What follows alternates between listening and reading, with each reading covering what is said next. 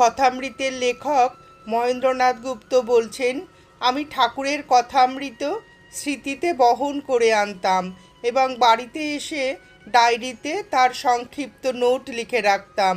কখনো সারা রাত জেগে, অনেক সময় একদিনের কথায় নোট 7 দিন ধরে স্মৃতি থেকে বের করে করে লিখতাম। ডায়েরির নোট থেকে পুস্তকাকারে বহু পরে কথামৃত লিখিত হয়। তার একটি কথার জন্য আমি চাতকের মতো চেয়ে থাকতাম।